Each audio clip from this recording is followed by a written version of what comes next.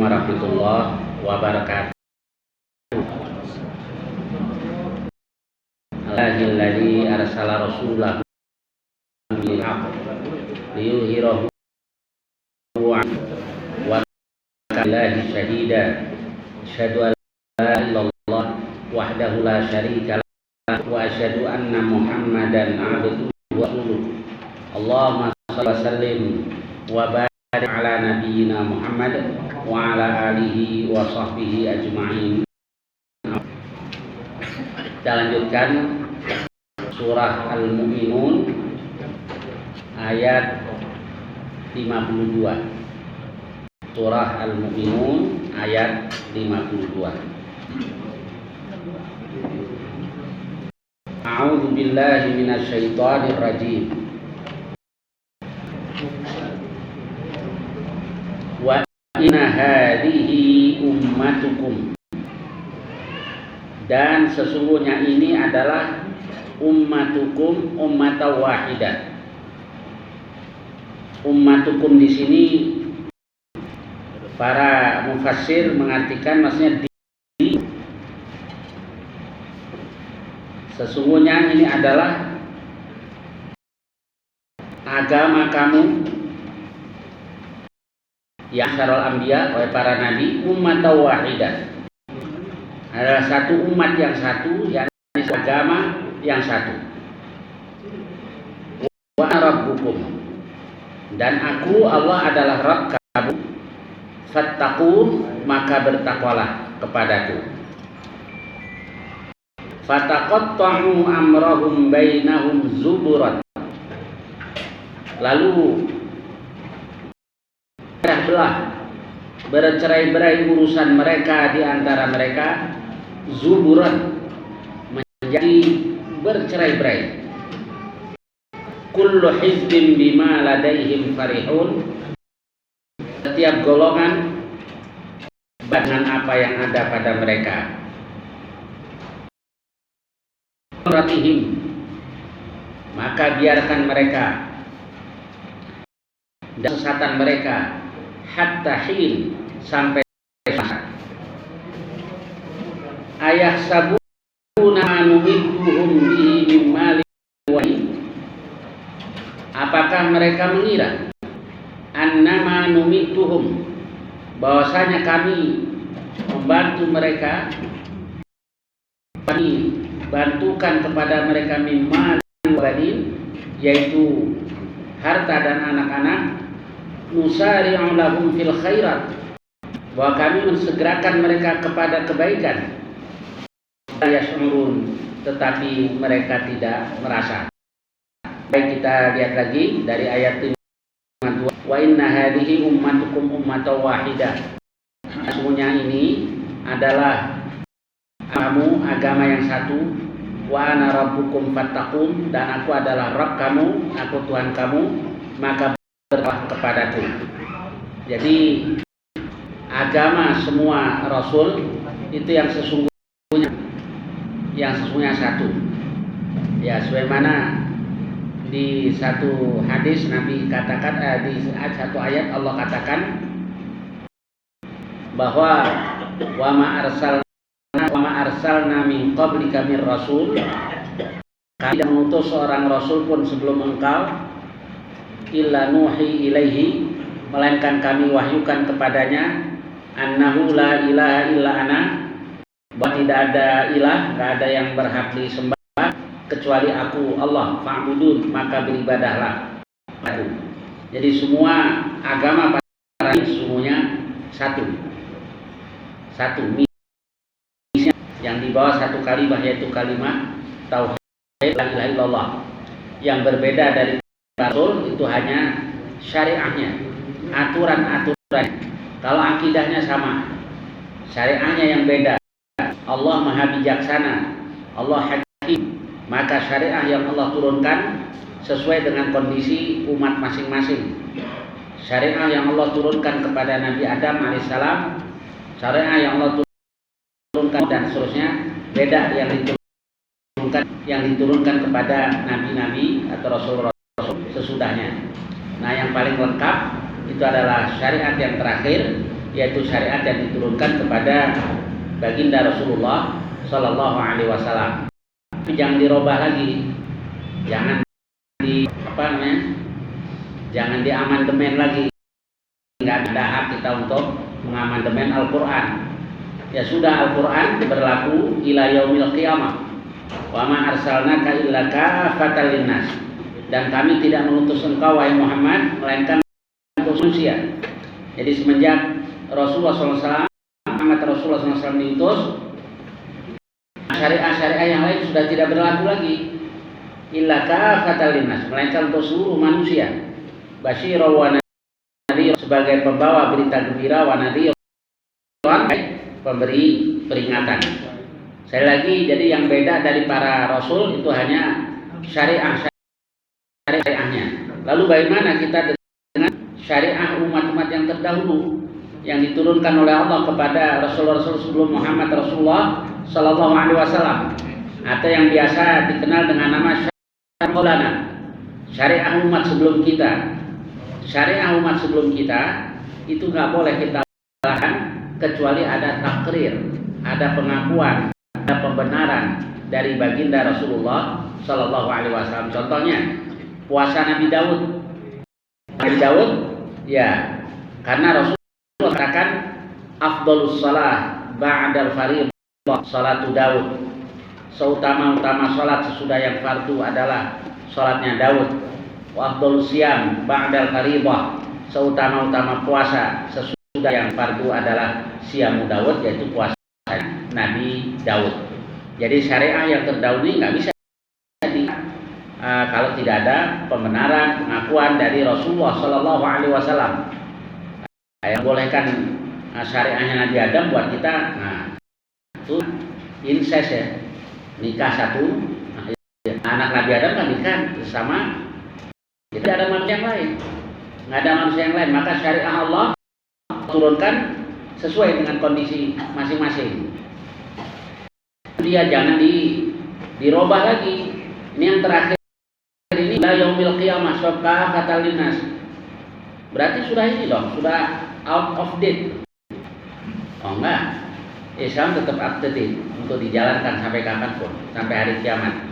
Dan adalah salah satu sisi i'jaz atau kemukjizatan Al-Quran, bahwa Al-Quran yang diturunkan 14 abad silam masih bisa diterapkan sekarang ila yaumil qiyamah, sampai hari kiamat. Baik, wa inna hadhihi ummatukum ummatan wahidah.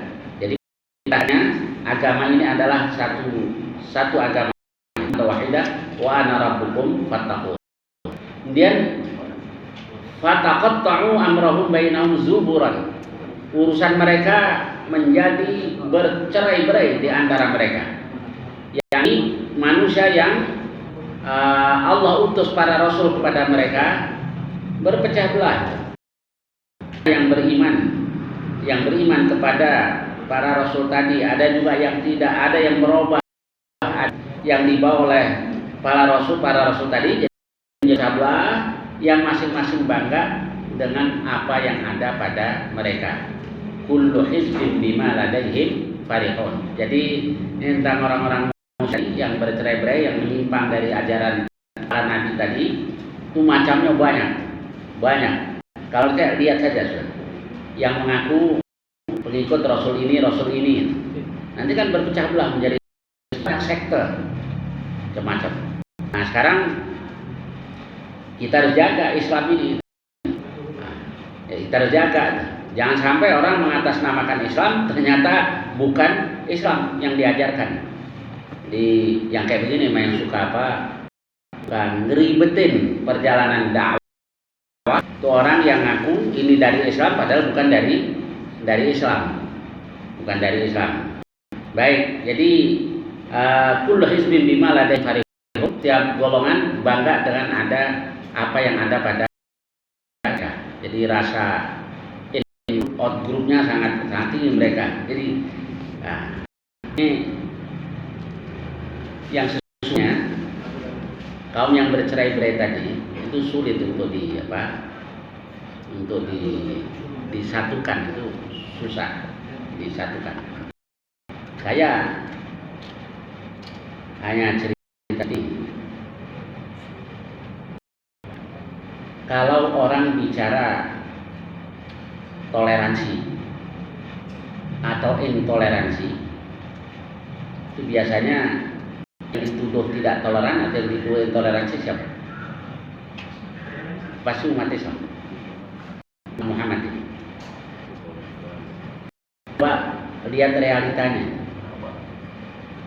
dan fakta sejarah. Dulu awal mulanya didengungkan kata toleransi itu siapa yang mendengungkan? Dan apa sebabnya? Bukan dari Islam. Karena ada sekte dalam agama lain yang susah dipersatukan. Maka Paus kemudian mendengungkan toleransi. Jadi begitu sebenarnya kalau kita lihat dulu ya, baca sendiri sejarah tadi. Bahwa karena susah dipersatukan, maka kemudian diserukan toleransi. Nah sekarang kalau bicara toleransi, pasti yang dituduh intoleran itu umat Islam. Padahal mereka yang bercerai ya, kullu hizbin bima ladaihim farihun. Setiap golongan bangga dengan apa yang ada pada mereka. Kalau umat Islam toleran. Umat Islam itu punya ajaran lakum dinukum waliyadin. Toleran. Karena itu dulu Dr. Verkuil, guru besar misioneris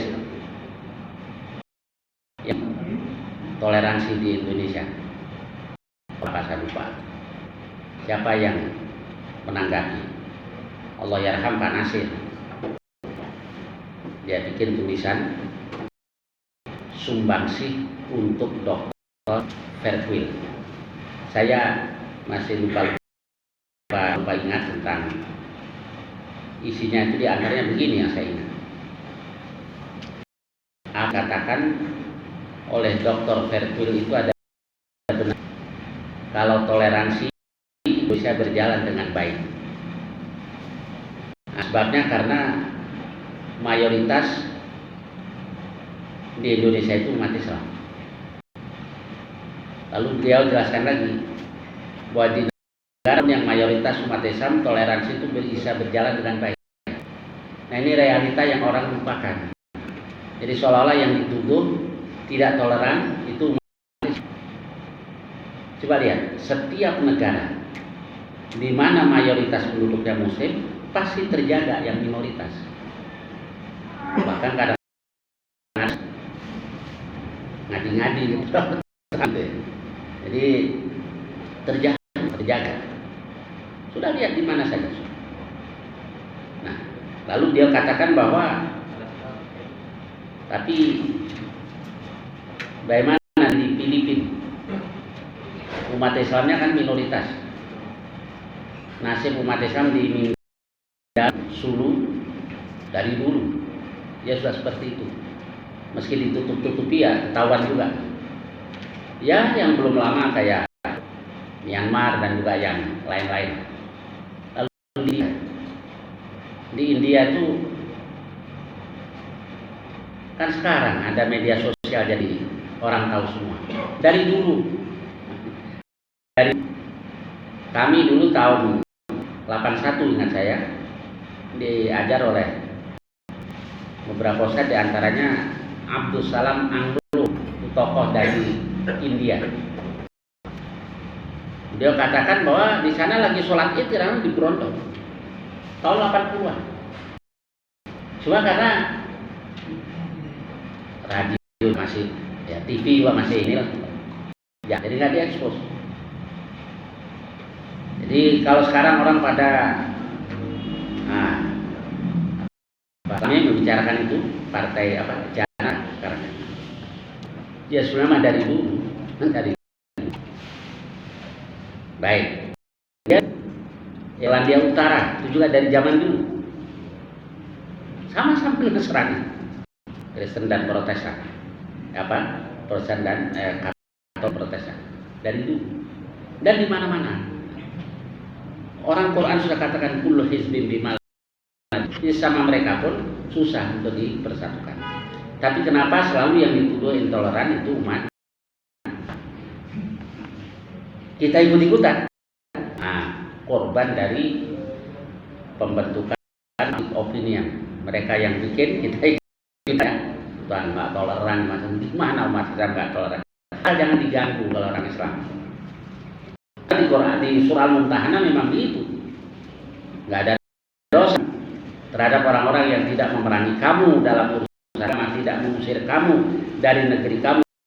Anhum wa tuqsitu ilaihim. Berbuat baik dan berlaku adil terhadap mereka. Nah itu Quran ajarkan begitu. Dalam urusan dunia, sampai mereka tidak mengganggu kita. Nah, dibolehkan kita berbaik-baikan dengan orang-orang non muslim. Jadi Quran malah tegaskan bahwa kelompok-kelompok orang-orang muslim tadi kullu hizbin bima ladaihim, setiap kelompok, setiap golongan bangga dengan apa yang ada pada mereka. Di Indonesia pecah-pecah orang Islam banyak. Kalau banyak tuh gampang kedengaran. Ada apa saya juga kedengaran. Pengurus masjid kadang-kadang suka ada ini di beberapa tempat tuh, so kampung, kecamatan dengar semua kan.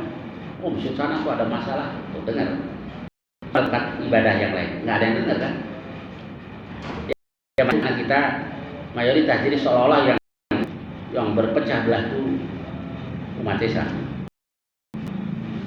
Baik, kita lanjut ayatnya. Jadi Allah katakan fataqatta'u amrahum bainahum zuburan kullu hizbin alaihim farihun. Fadharhum fi ghamratihim hatta hin.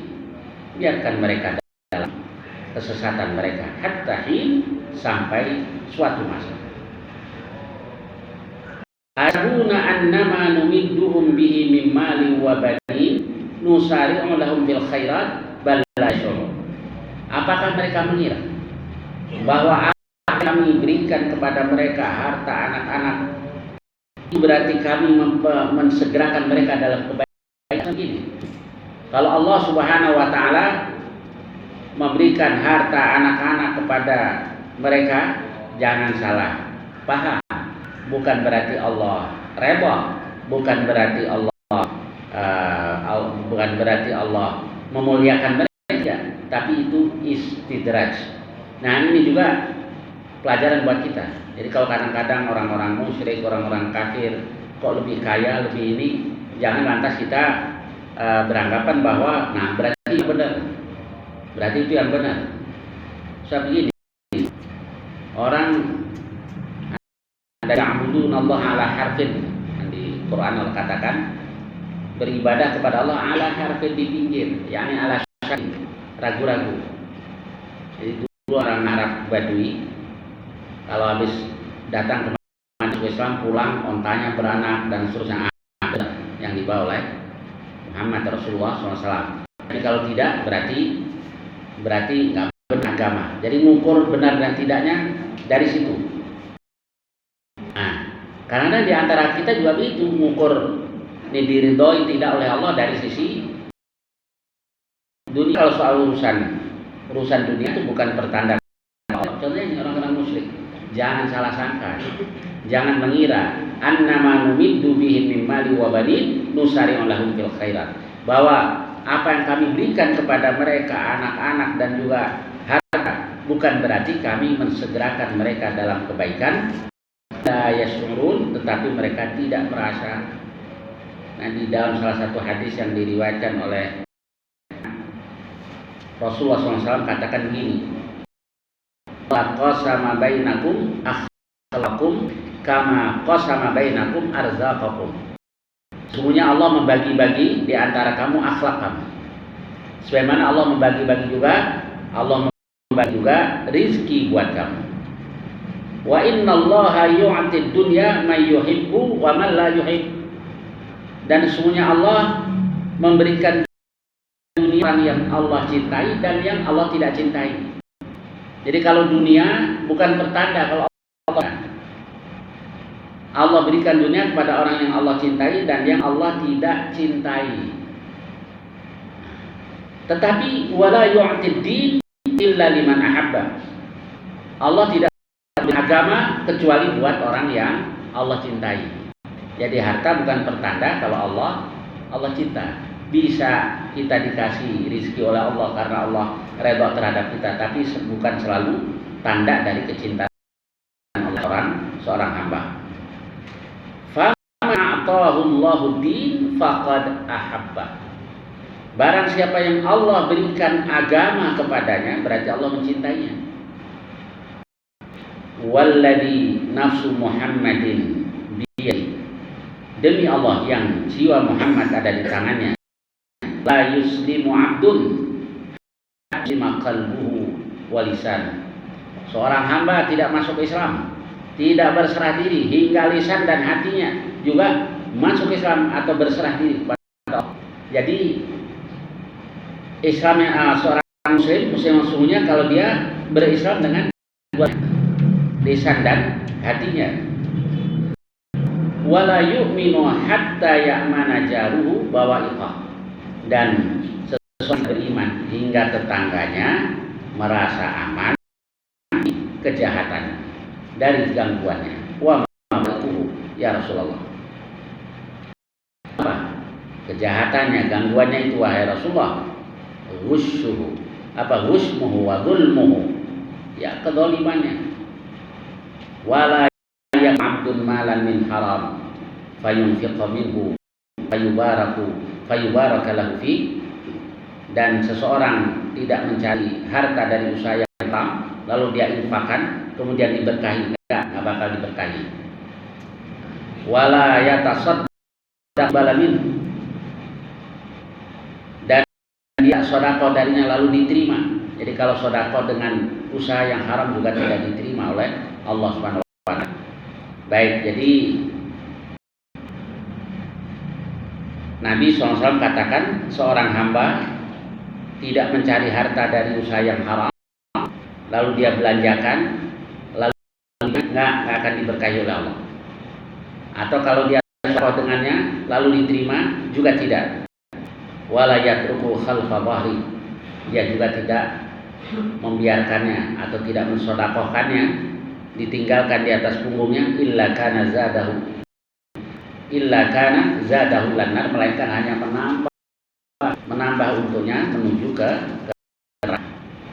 Innallaha la yahdi sayyi' bisayyi'. Sesungguhnya Allah itu tidak menghapus yang buruk. Jadi korupsi, bangun masjid nggak diterima oleh Allah. Jadi kalau mau menghapus keburukan itu dengan kebaikan. Innallaha thayyibun la yaqbalu illa. Kemudian wala yamhus sayyi'a bil hasan. Innallaha la yamhus sayyi'a walakin yamhus sayyi'a bil hasan. Tapi Allah menghapus yang buruk, yakni dosa, dengan kebaikan. Innal khabith la yamhul khabith. Sungguh yang buruk itu tidak dapat menghapus yang buruk.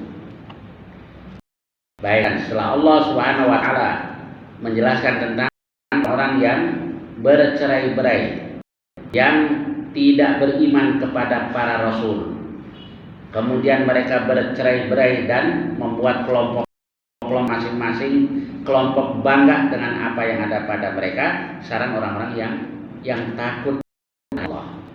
Innal ladzina hum min khasyati rabbihim musyfiqun. Sesungguhnya orang-orang yang mereka itu min khasyati rabbihim, takut terhadap Tuhan mereka, musyfiqun. Mereka isfaq. Kalau isfaq itu takut dengan berhati-hati. Kayak kita takut sama ibu. Ayo, ibu disuruh nih disapu halamannya, takut kita sama ibu, hati-hati, jangan sampai takut dimarahi oleh ibu. Jadi takut, kemudian dia berhati-hati. Nah sekarang terhadap Allah, khasyah, kita punya khasyah, punya rasa takut terhadap Allah. Kalau takut kepada Allah, maka musyfiqun, hati-hati, jangan sampai salah. Dia berusaha untuk taat kepada Allah. Innal ladzina hum min khasyati rabbihim musyfiqun alladzina hum bi ayati rabbihim yu'minun, dan orang-orang yang beriman dengan ayat-ayat Tuhan. Ini kelompok yang Yang pertama ini orang-orang yang takut terhadap Tuhan mereka, lalu mereka berhati-hati. Yakni mereka itu karena merasa diawasi, merasa dilihat oleh Allah Subhanahu wa taala, maka mereka berbuat salih.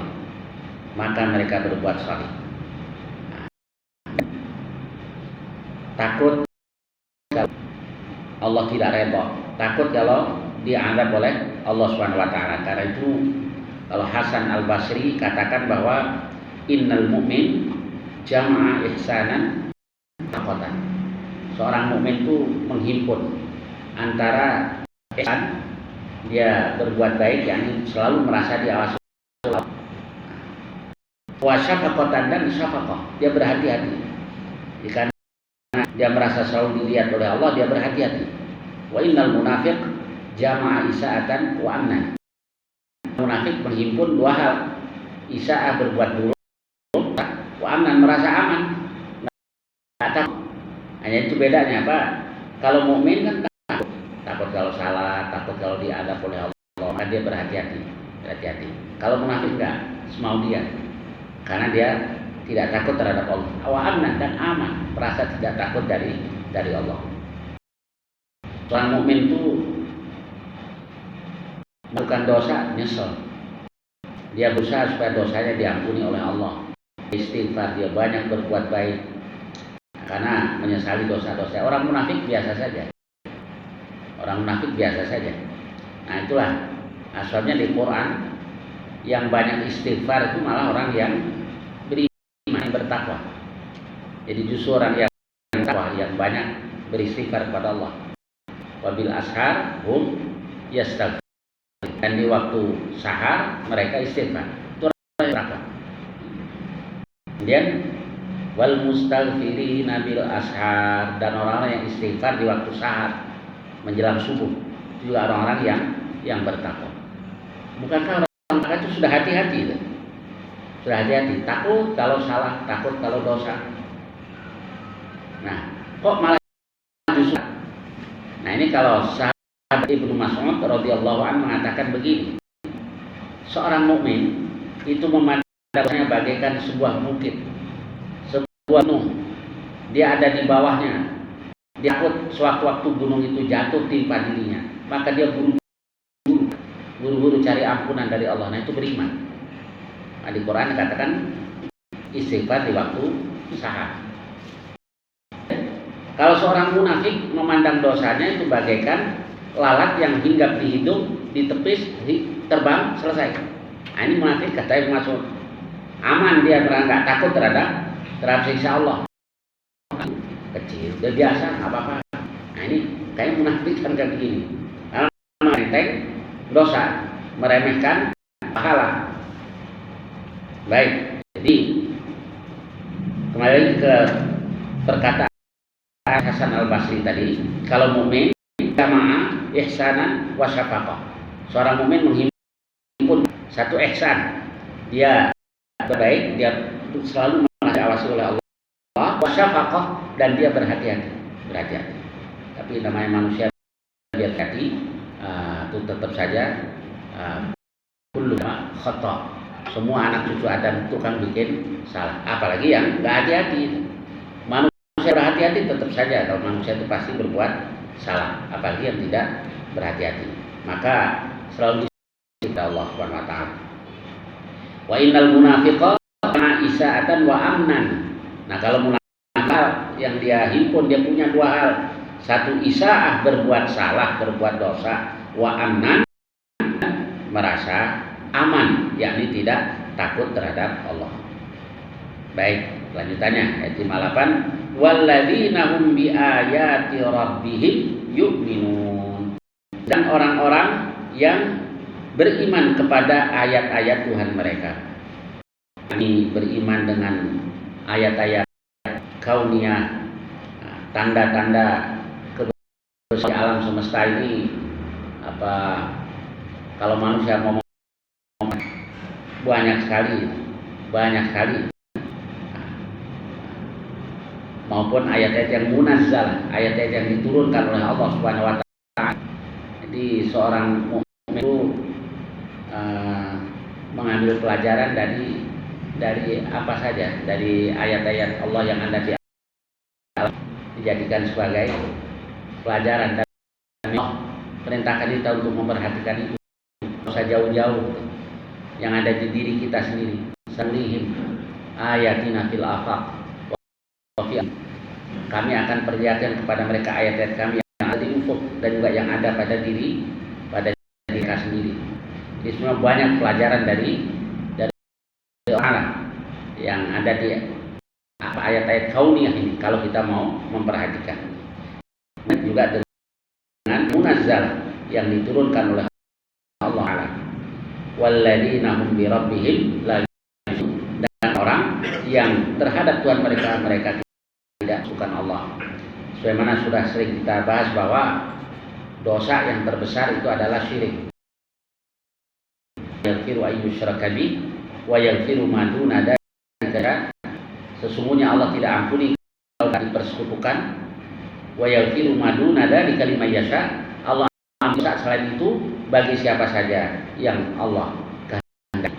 Jadi yang harus kita perhatikan, kita harus hati-hati lebih dari yang lain adalah jaga iman tauhid kita jangan sampai ternoda oleh syirik. Sebab ini dosa yang paling besar. Kadang-kadang orang anggap enteng ya urusan syirik, itu dosa yang terbesar, syirik.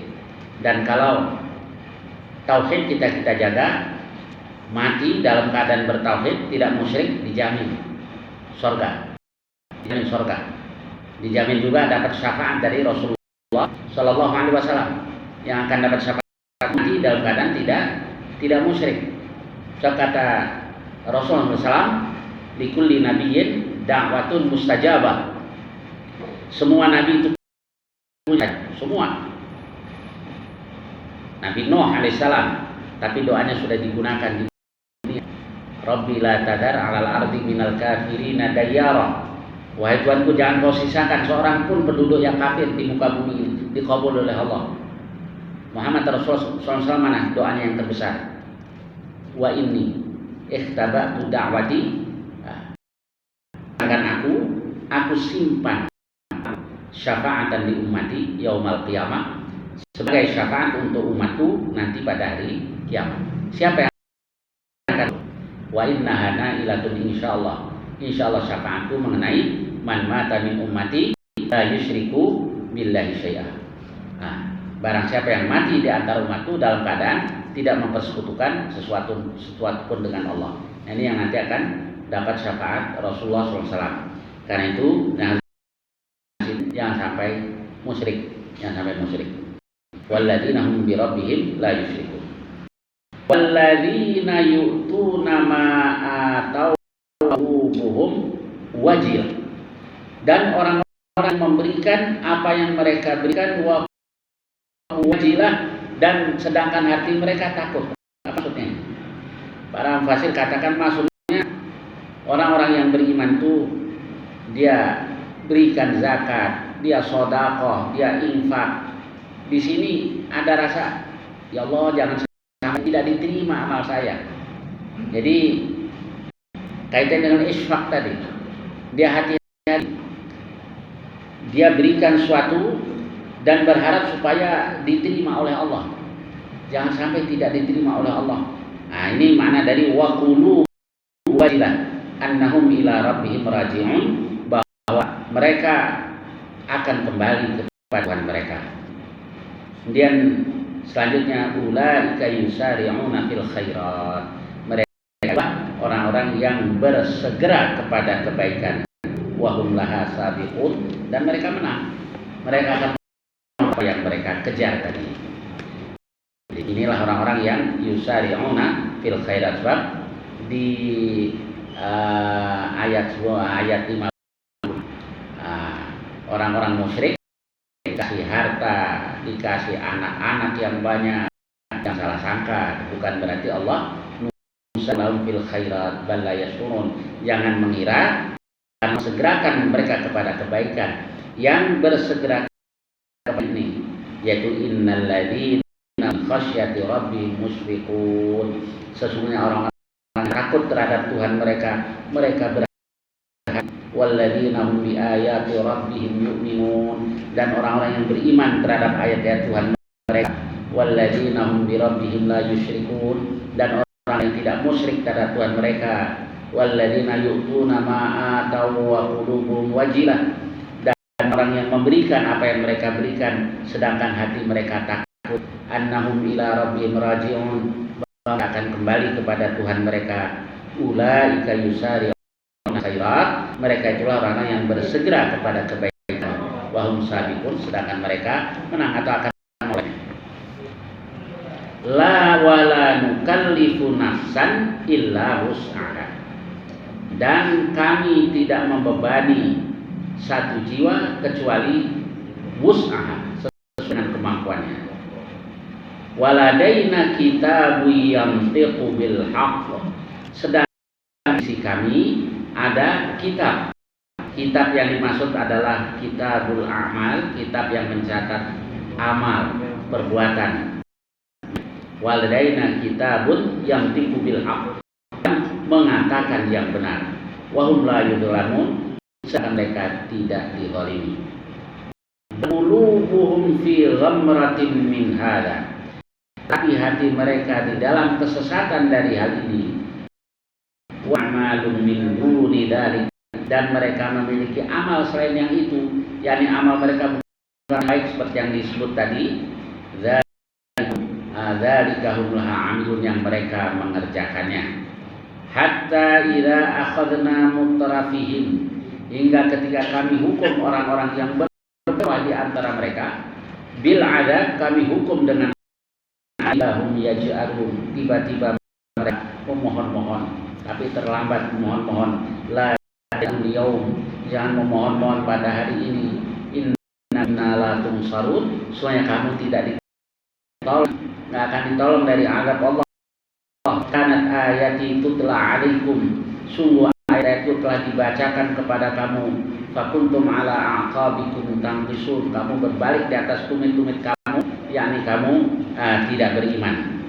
Baik, mustakbiri nabi, dalam keadaan sombong terhadapnya, mustakbiri nabi samiran tahjurun, dalam keadaan sombong dan memperoloklah apa yang sedang kamu yang kamu bicarakan di malam. Baik, kita lihat lagi dari ayat 62, wala nukallifu nafsan wus'aha. Nanti di ayat lain, la yukallifullahu nafsan illa wus'aha. Allah tidak membebani satu jiwa kecuali sesuai dengan kemampuannya. Ya, pertama, syariat Allah itu sesuai dengan kemampuan manusia mau. Nah, itu pun ada juga kondisi-kondisi tertentu di mana Allah masih memberikan dispensasi, memberikan rukhsah, kayak puan sakit, ya fa'idatun min ayyamin ukhar, mengganti pada hari-hari yang lain. Tidak sesuai syariat Allah ini dengan kemampuan manusia, maka jangan ditawar lagi.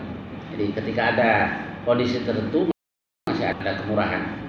Waladaina kitabun yantiqu bil haqq, dan di sisi kami ada kitab yang bicara, apa itu? Kitab catatan amal. Jadi magarnya aturan Allah, sebab sudah manusia dan yang tidak taat ada catatannya dari Allah. Walamun, sedangkan mereka tidak dizalimi. Qulubuhum fi ghamratin min hadza, zalimi, tetapi karena mereka menyimak dari apa yang Allah turunkan ini. Walahum amal bidzalik, amal mereka juga selain yang itu. Jadi amal mereka bukan yang amal yang baik seperti yang Allah perintahkan. Hum laha amilun. Nah, nanti kalau sudah di akhirat baru sesalah.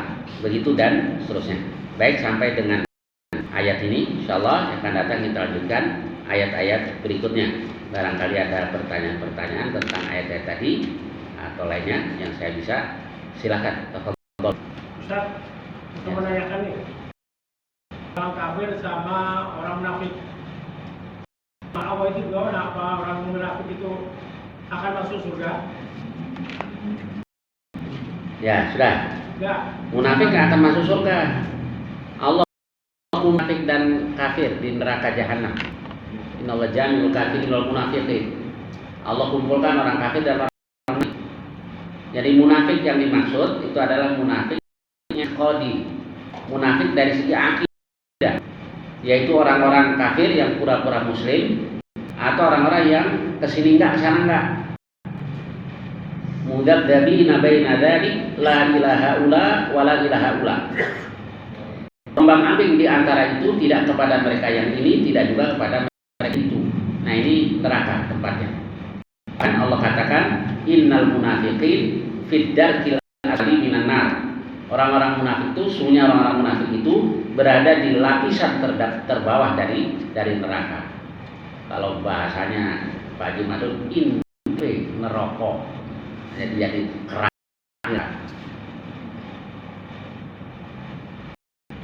Ya, silakan. Kita misalnya bersedekah, saya penghasilannya lillahi ta'ala aja. Itu kita tidak mengatur lillahi ta'ala di mana di depan Allah itu sedekah. Ya. Udah, terima lillahi ta'ala. Ya. Di depan Allah gimana tuh? Maksudnya itu orang benar-benar lillahi ta'ala kan? Iya. Lillahi ta'ala. Kalau insyaallah diterima oleh Allah. Dan akhrisu a'malakum lillah balu illa ma khalusa.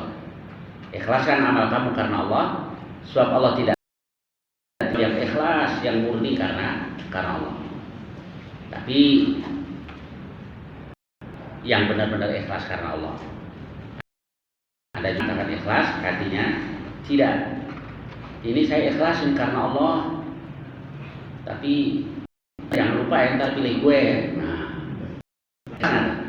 itu mah jual beli namanya, bukan sedekah karena Allah. Silakan. Ya, betul. Kalau kita sholat di rakaat pertama, nanti batal. Apakah terusin apa kita terus sampai habis? Gimana? Apakah kita keluar atau dilanjut? Iya, kalau kita keluar, Nah, begini. Berarti persoalan melewati shaf, gitu ya? Iya. Melewati shaf. Hadis-hadis yang melarang melewati shaf itu caranya kalau seseorang yang melewati orang yang lewat depan orang itu tahu madza alaihi minal itsmi, dosa apa yang akan dipadanya, niscaya dia selama 40 ya 40 tahun itu lebih baik dari lintasi depan orang yang sholat. Dan tetapi begini, bagaimana kalau sholat berjamaah? Kalau sholat berjamaah, nah ada hadis-hadis sahih yang Muslim. Pertama Ibnu Abbas ketika datang ke Mina, Rasulullah sholat berjamaah, dia naik keledai. Nah, keledainya itu masuk di depan shaf, jadi keledai betina. Lalu dia masuk ke shaf itu dan tidak seorang pun yang menegur. Kemudian yang kedua, bahwa Rasulullah SAW pernah sholat bersutrahkan tembok. Lalu ada binatang yang mau lewat tuh Rasul ke depan gini, binatangnya maksa juga, terus sampai badan Rasul ke dinding tadi, ke tembok tadi. Nah, dari kedua hadis itu, ulama mengatakan bahwa kalau sholat berjamaah yang dilarang lintas di depan imam. Kalau sholat sendiri, ya kita sholat sendiri, taruh sesuatu sebagai sutra.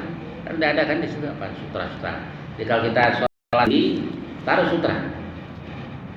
Kalau tidak, nanti bikin dosa orang yang lewat.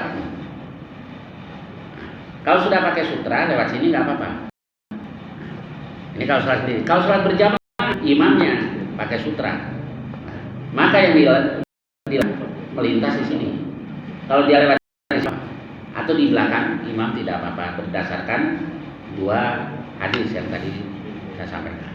Jadi kalau batal ya keluar saja, mundur apa-apa. Baik.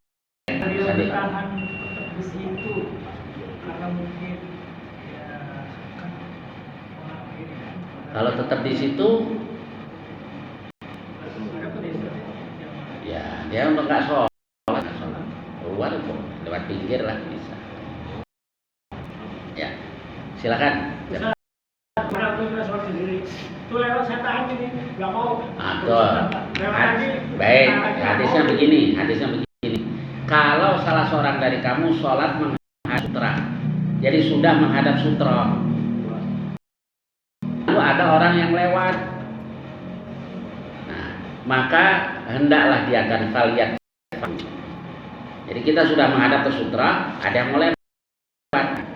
Kalau dia memaksa, falyuqatil. Yuqatil itu bukan membunuh, bukan. Maksudnya diserang yang lebih bandel benernya orang, atau udah dihalangin sudah agak keras lah kita. Tojok itu. Ya janganlah, atas sholat tojok-tojokan Pak Haji. Ya, ya gitu. Silakan, Sandi. Tadi tentang yang syirik terakhir. Ya.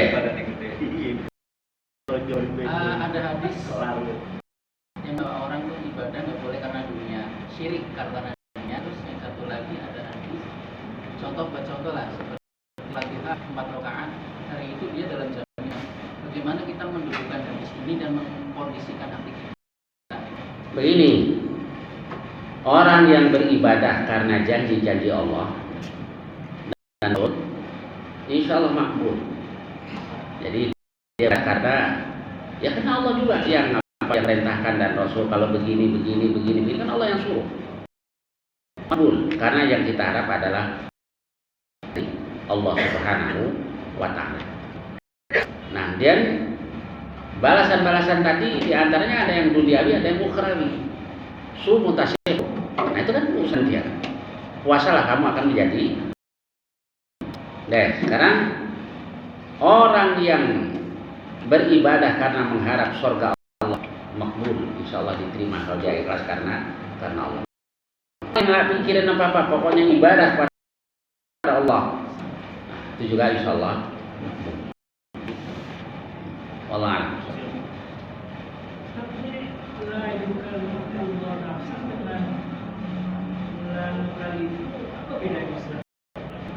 Kalau nukalifu kami tidak membebani, la nukalifu nafsan. Ada lagi? Baik, sudah sampai di sini. Mudah-mudahan banyak manfaatnya.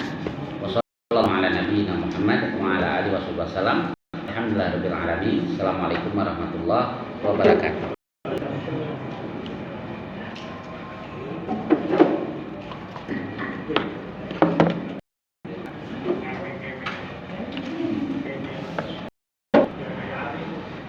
Allah